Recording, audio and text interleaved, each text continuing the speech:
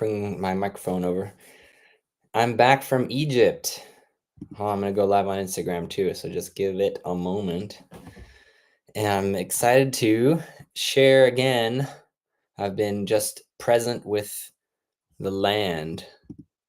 Okay, here we're going live on another platform. 3 platforms. Streaming here, a debriefing for anyone out there who'd like to tune in and share the journey. I got this amazing shirt and this amazing necklace. On my birthday, actually, I got this necklace, which is the 16th. And that was after visiting the pyramids at Giza and the Sphinx. So I'll just tell you what happened on this trip I went on. Was really an amazing experience, life-changing transformation, visiting these activating temples that are designed to connect us with the great above and the great below, the star temples of ancient Kem, or Kemet, as our tour guides were saying. Kemet. I've heard that's the ancient name for the land of Egypt, meaning the black land, where the fertility was coming from the river every year as it flooded. And we heard that in school. And we heard a lot of things in school which are contradicted by what I heard on the tour. Mainly that the civilization in Egypt is far more ancient than mainstream says. And, if you're in my circles, you're probably tuned into this reality of the just amazing ancient megalithic architecture like the pyramids and these other temples, which I'll mention, which ones I visited. We can't even figure out how to create these things with the technology we have today. So the theory that just they were hauling them with ropes and using, pre-stone age technology or whatever to put that in place is erroneous, obviously, when we think about it. And so here's what happened. I went on the day before my birthday, flying from Serbia. Pre-story here. I was and then later we'll get into prehistory. So first the pre-story, later the prehistory.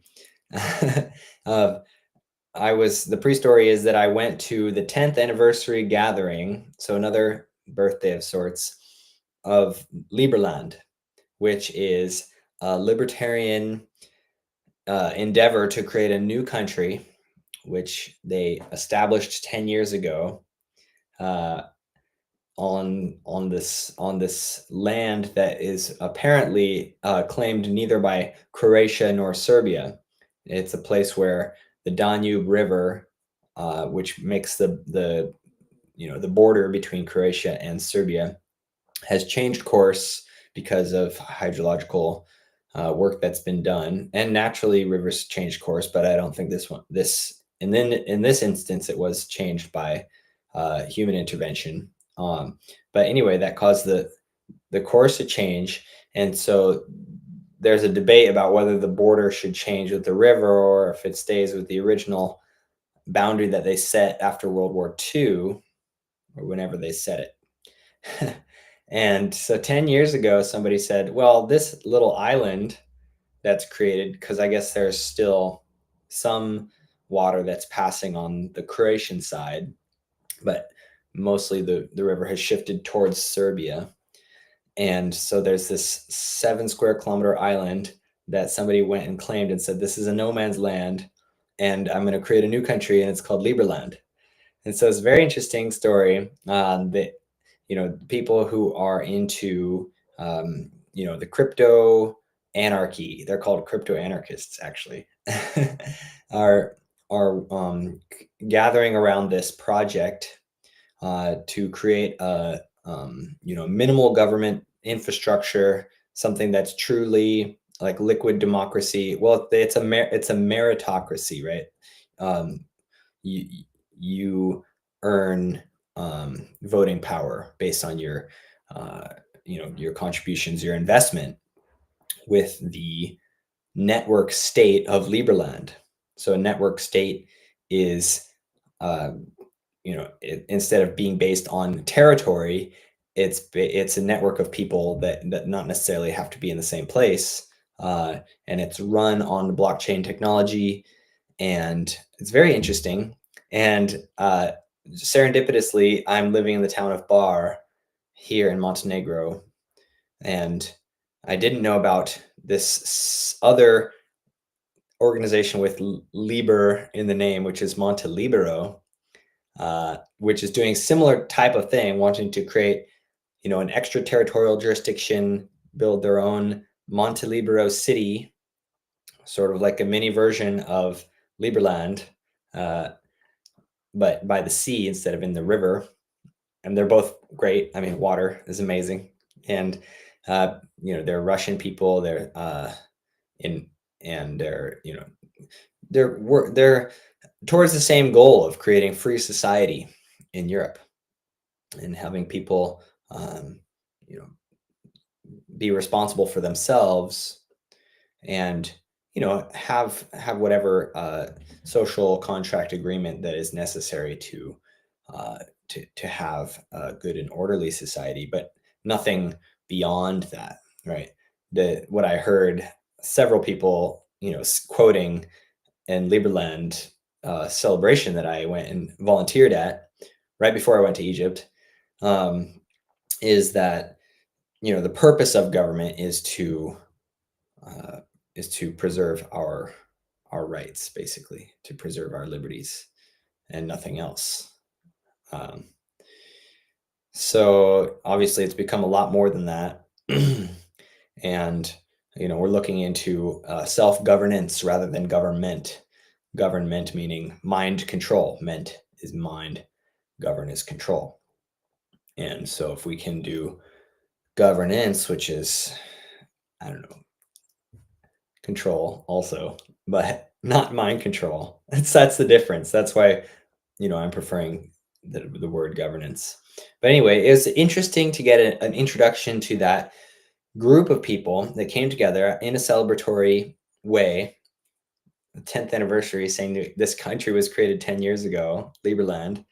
And so I was, belly to belly with them, and making new friends and enjoying. I went out on a canoe. I didn't go to the island. They still have trouble with the Croatian authorities. There's a kind of like a police occupation, right, of that place, even though formally the government doesn't claim it.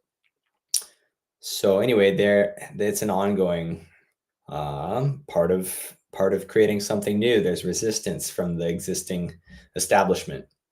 And so that's the pre-story. That's where I was before going down to Egypt. So that wrapped up on the 14th, I think, or the 13th of April. And then I flew from Belgrade. So the Liberland Ark Village, which was the venue for the celebration, is in Serbia, near the town of Apatin in the north, which is beautiful. And then I got a ride to Belgrade, and I got to visit the Nikola Tesla Museum, which has been there since 1958, amazingly. And they do a demonstration of the wireless transfer of electricity and all this interesting things from Tesla, the invention of remote control. Like, he created the first remote control boat back in the day, and people were amazed. They thought it was magic, and it is magic. Making change in the world is magic. We're all magical. So after there, I flew to Tirana, the capital of Albania, and had like a 12-hour layover where I slept in a Turkish hammam. I mean, in like a Turkish bathhouse. They had this, relax room that you can drink tea in after your after your Turkish bath, that was my first Turkish hammam ever. So basically, what you do is you lay down on like a stone table, and they create all this soap foam, and foam you up so you're all covered in foam, and they'll do like a scrub of the body. And so and then they pour buckets of water on you, and that was really great. And then afterwards, I like napped on there, like, also not stone, but like a tile lounge chair that that they have. That at first, when I laid on it, was like cold, but then it it has a heating source within, and it heated up while I was sleeping. I was there for a few hours. So that was a great nap during my 12-hour layover, from 2 in the afternoon until 2 in the morning in the capital of Albania. And then I flew to Istanbul for another layover, much shorter one. And then I flew to Cairo. And so Cairo was crazy, as people will tell you it is, and it is wild. There's a lot of people living there, and the air quality is not great, and there's just chaos everywhere. Um, Very interesting, beautiful things happening in the culture. Um, Personally, I was actually glad that I got to be in a tour instead of just going to Egypt, like traveling solo, which is my normal, thing that I do, is go traveling around the world solo. Um, but I can see where I would potentially get into some trouble in Egypt, just because, like, there's very, like, aggressive marketing kind of happening towards tourists and stuff. They'll, like, put things in your bag and then, like, demand payment, and like um, so much going on. And um, I was glad to have the structure and kind of sanctuary of being inside the tour group and being kind of like shepherded by our tour guides, which we had a team of tour guides. So that was my first, like, big tour, and a worthy place to do it. So I flew in on the day before my birthday, and then the following day we visited the Giza plateau and saw the pyramids and the Sphinx, and we were able to go in between the paws of the Sphinx and have a sound healing session with crystal bowls there, and that was amazing. Really beautiful. What an amazing way to spend my birthday, and super grateful. The weather was awesome. It was threatening wind, and the forecast turned out to be not windy, and it was just delightful. And then we went flying the following morning to uh, to Luxor, and stayed in this beautiful hotel by the river there. Uh, and when we got there, we went to the Luxor temple, which is the Temple of Man. So it's in the shape of a big human body laying down. So you enter at the feet, and you make your way up through the different, like, chambers, and, like, big giant columnade uh, that's going. So you're moving up the energy centers of the temple, and representing the energy centers of a human body, until you get to, like, they call it the Holy of Holies, the you know the inner sanctum of the temple, which is like the third eye, right? um in the head. But it's partially in ruins, so this inner sanctum is not that uh protected as it once was, and there's actually a road right outside, so there's all this traffic noise. But a beautiful temple, and we got to see it at sunset, and there were these amazing clouds in the sky that looked like giant dragons.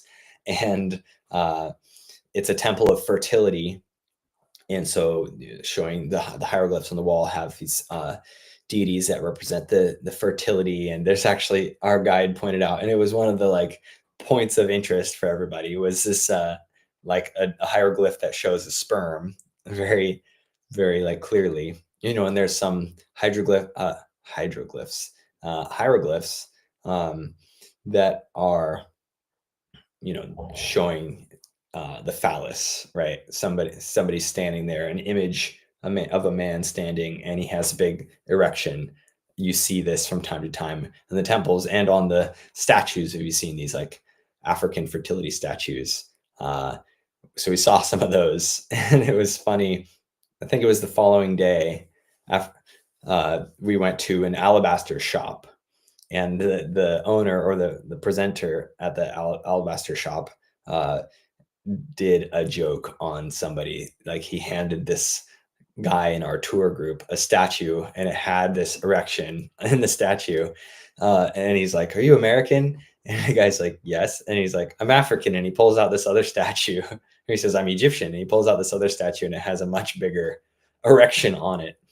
So we all got a laugh out of that, except for the guy who was the butt of the joke. But um, it was a fun visit anyway. And before that in the day, so we got to Luxor, we visited this Temple of Man, very beautifully lit up by the sunset. And then at night, they have lights going up the stone, which has a very mystifying, beautiful effect, sort of like the Acropolis, which I got to experience during Easter, I mean, during Christmas this year.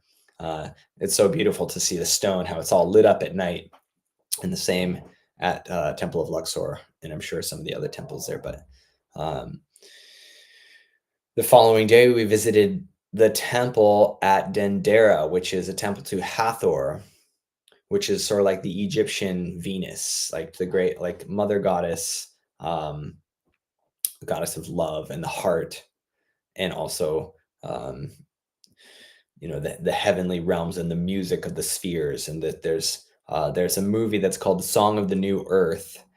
This guy Tom Kenyon, he's like he's channeling or communicating with the Hathors, right? This like celestial beings, and he does this singing, and sound healing is connected with that's a movie about sound healing.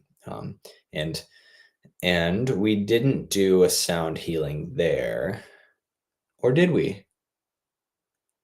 I think we had a chance to do one. It was shorter than the one in the Sphinx, but there's a chapel behind the temple. They're massive temples, right?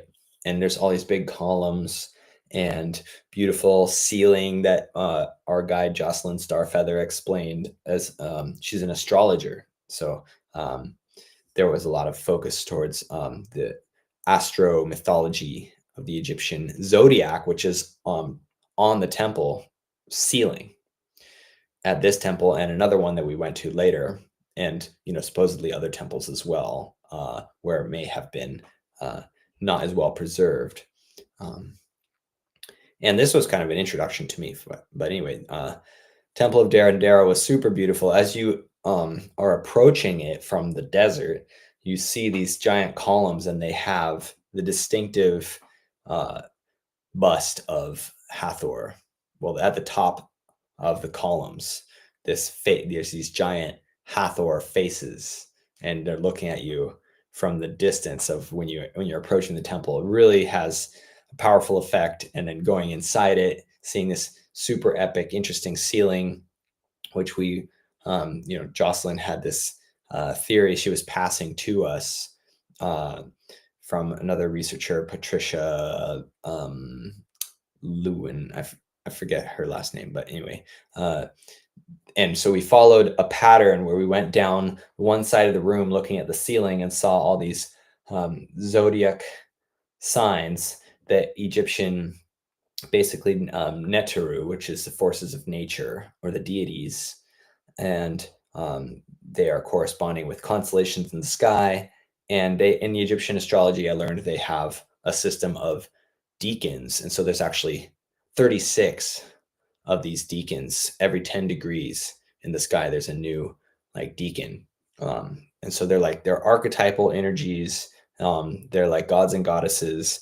They are constellations, and they are representing the precession of the equinoxes, this 26th or so thousand-year cycle that we go through of the Earth's axis, slowly shifting, and that the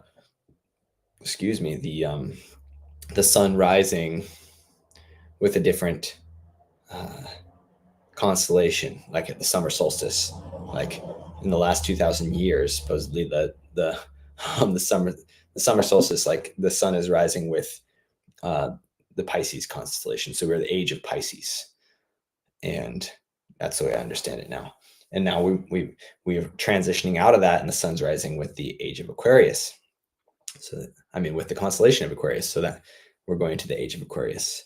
And really interestingly, at that temple, because supposedly, maybe some of you heard about this 13th sign in astrology, That's Ophiuchus or Ophiuchus, however you say it, and he's like supposed to be the bearer of knowledge, and so like we are like kept in ignorance by the powers of the controlling forces of our planet, like the elite, the social engineers, and um, like not a coincidence that at this temple on the ceiling there is a representation of this 13th sign, Ophiuchus, the bearer of knowledge. Obviously has a different name because that's like a Greek name.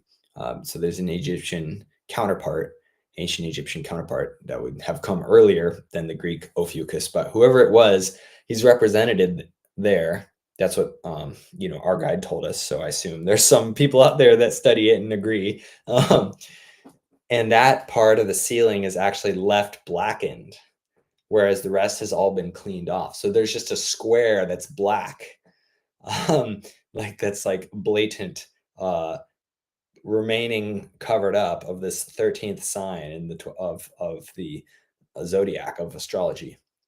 Um, so that's very kind of interesting. The reason the ceiling is black is because there were people making fires in the temple over many years. It's ancient, right? And the soot is like accumulating from the smoke of the fires. And there's a lot of like defacing that happened. And then that was blamed on like some Christian groups that came there, and they said, no, this ancient religion is not the truth, and so we're going to deface the temples. So we have to deal with that, visiting it and missing out on some of the heritage because of this silly people that think they can just go and deface it because they have a different idea. So back to the summary. After Temple of Dendera and the interesting alabaster shop, we went the following day to Abydos, which was not that close by. It was like a 3-hour bus ride from Luxor.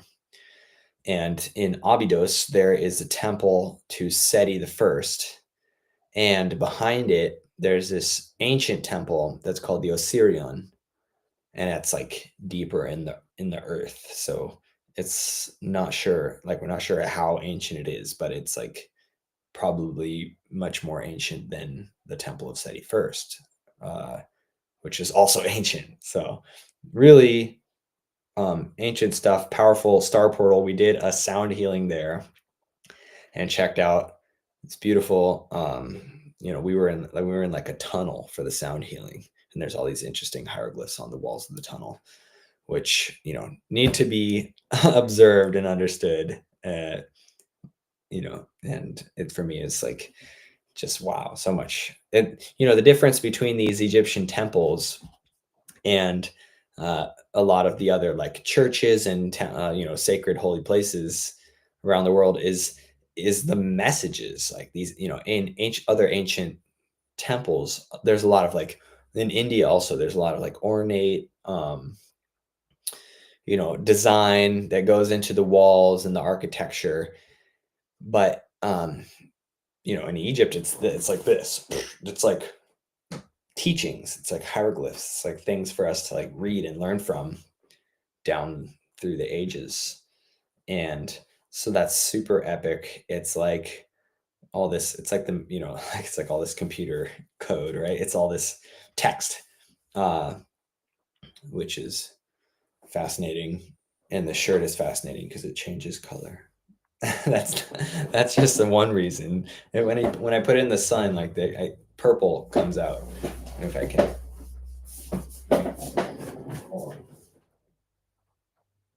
Okay, yeah. Can you see him? It changes color. Like I didn't know that when I bought it, but it's pretty nifty. And after our amazing sound healing in the Osirion, we got to explore more around the temple. First we went straight to there behind the temple of Seti the First, and then we got to all explore around Seti the First, which is beautiful. And let's see, was that the one? I might be confusing because one of the two, I think in Dendera, there's the one that we could go up on the roof. or it might have been there. I think anyway, and then another thing that was cool that was in Dendera that I didn't mention is like there's this place where you climb up a ladder and you have to go through this little hole, and then you're in this like little uh they were calling it like a womb-like enclosure where it's like a little shrine within the temple that's an enclosed space, and it it smelled like sacred cat pee. and but it's a special place to visit, and you had to crawl down. You had to crawl up a ladder. You had to go climbing up a ladder, then crawl through a little hole to get inside there. And I'm just gonna kind of give you a few more points of the tour, and then um, well, if you want to discuss this with me, because I'm gonna have to sign off here in a few minutes because my the tour guide on this tour, Jocelyn Starfeather, is guiding me through an alchemical journey and an introduction to, well, a deepening of knowledge into astrology. And so that's called the Sirius Star Portal Mystery School. And I'm gonna join a meeting for that in just about 5 minutes. So I can't spend much more time telling the story of the Egypt tour right now. But I want to mention that tomorrow I'm recommencing the weekly Aquarian Renaissance Roundtable discussion. So that's going to be, in 26 hours from now, 7 p.m. Central European time, uh, which is 1 p.m. Eastern time in the States. I've been doing this like I did like for 9 weeks before going to Egypt or so. And I want to keep doing it now.